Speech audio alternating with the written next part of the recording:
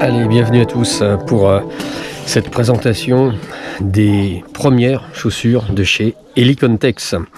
Quand je dis les premières, c'est que c'est vraiment pas une blague, hein. Je crois que c'est la première fois qu'elles sont présentées et j'en suis pas peu fier parce que je les ai reçues en fait dans mon colis qui a subi quelques avaries. C'est pourquoi Helicontex a eu la gentillesse de me faire parvenir des petits cadeaux hein, pour me faire passer le message que ils étaient bien désolés et qu'ils prennent soin du client. Ce qui me fait vous préciser que cette vidéo n'est absolument pas sponsorisée et voilà, j'achète les produits absolument comme tout le monde. Voilà, ça c'était important de le dire. Alors ces chaussures en fait, c'est la première fois qu'Helicontex propose des chaussures. Alors on va tout de suite se poser la question dans quelle catégorie est-ce que ces chaussures qui, comme vous le voyez, sont des chaussures typiques randonnée, tige haute, sont peut-être destinées à un usage plus stand de tir, range comme disent les Américains,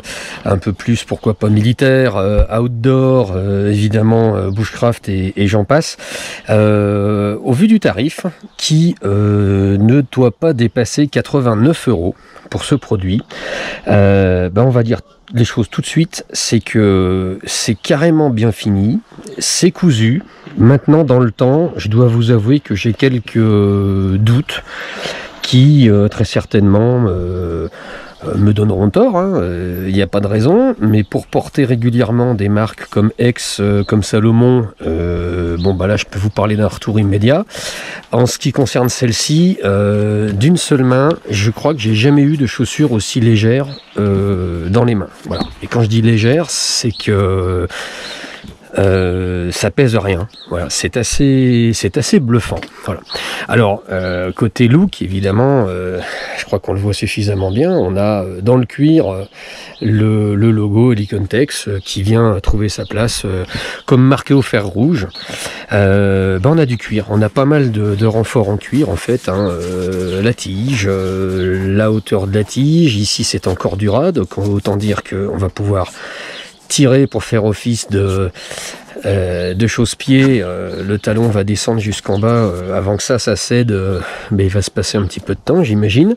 Et puis on a des coutures aussi côté semelle qui viennent raccorder l'arrière, mais également le coup de pied devant, le coup de botte. Voilà, même si comme vous pouvez le voir, on n'a pas forcément une régularité des coutures parfaite. Maintenant je dis ça, vous voyez de l'autre côté c'est un peu plus régulier. Voilà, alors je fais l'avocat du diable, c'est un peu exprès. Mais pour le tarif, on va quand même revenir sur le concept que pour les avoir essayés rapidement, mais comme vous pouvez le voir au niveau de la semelle, je les ai pas portés longtemps. En tout cas, j'ai pas marché, je suis pas allé dans la boue, c'est pas le genre d'essai que j'ai envie de faire. Je vous montre des chaussures, après vous faites ce que vous avez envie. Pour moins de 89 € ou 89 € peut-être maximum, le modèle avec tige haute, sachant qu'il existe le modèle qui aura la tige un peu plus basse, alors pas vraiment basse, mais les demi en fait.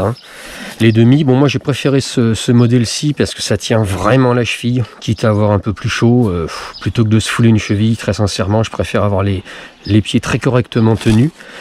Quel que soit le modèle, disais-je, c'est plutôt de bonne facture, en tout cas ça présente bien. Alors si vous n'avez pas d'intérêt à aller galoper pendant 8 jours dans le désert ou aller sur des théâtres d'opération, je sais pas quoi, si c'est pour aller en ville et puis rester, je sais pas moi, faire des trajets entre la cuisine et le salon, en plein confinement, c'est à peu près les seuls trajets qu'on peut se permettre de faire. J'ai la chance d'avoir un jardin, donc j'en profite pour vous faire les vidéos. Mais voilà, c'est pas là qu'on va abîmer les chaussures, évidemment.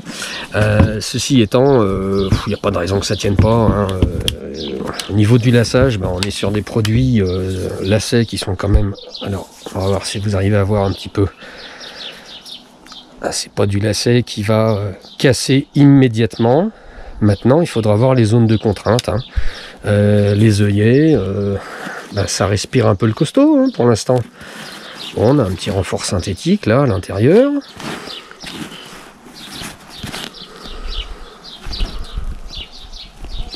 Je pense qu'il faudra peut-être pas serrer vraiment comme un fou. Après, on est quand même sur du cuir, là, sur le renfort.